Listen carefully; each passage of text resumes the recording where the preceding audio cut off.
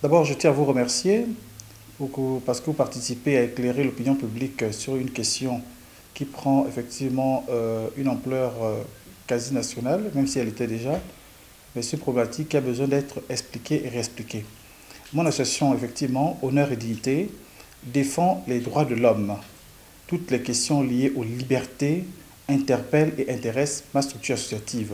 Ça ne fait pas de ma structure une structure défendant le droit essentiellement ou exclusivement des homosexuels. Maintenant, comment ai-je apprécié le vote des députés? Je l'ai très bien apprécié pour la simple et bonne raison, c'est que c'est une question sur laquelle nous planchons depuis de nombreuses années. Donc, on ne pouvait que saluer cette décision qui me paraît être fondamentale dans le cadre du respect des libertés des individuels adultes consentants d'une situation, certes sexuelle, certes, j'ai envie de dire même affective ou sentimentale.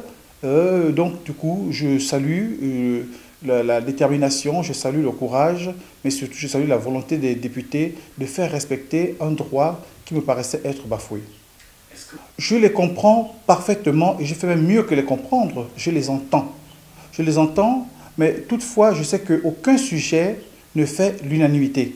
Il y aura toujours des voix discordantes, quand bien même il s'agit de quelque chose qui est censé plaire ou qu'on peut convenir à tout le monde.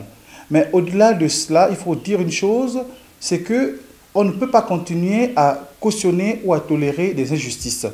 Quelque chose qui ne me paraît pas très bien, même si cela semble faire du mal ou du tort, je ne sais trop bien comment et pourquoi à certains individus, mais on ne peut pas, au nom de je ne sais trop quoi, des récriminations injustifiées, tolérer que d'autres puissent vivre dans des situations difficiles sur le plan de leur être. Sur le plan de leur être. Mais vous savez, il faut déjà comprendre et savoir pourquoi nous régissons les lois. On régit les lois parce que dès l'instant où on sort d'un cadre individuel pour entrer dans la collectivité, donc dans le corps social, il y a différentes réactions qui peuvent susciter un comportement, une attitude, une décision, une action.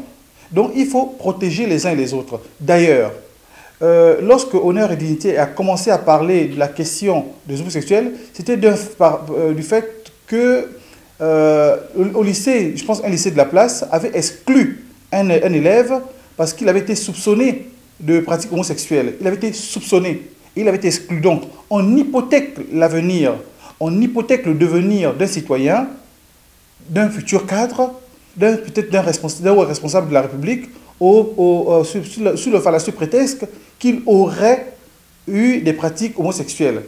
Donc, là, de ce cas-là, la loi se doit de protéger tous les citoyens. Et pour l'heure, il n'était pas protégé, puisque la décision avait été prise.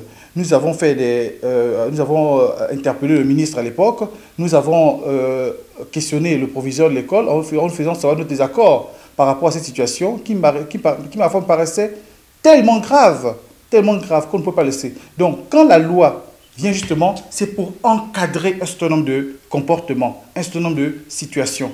Et là, justement, la loi encadre. Alors, elle encadre le fonctionnement de ce que j'ai envie de dire, la communauté gay ou lesbienne qui vit au Gabon.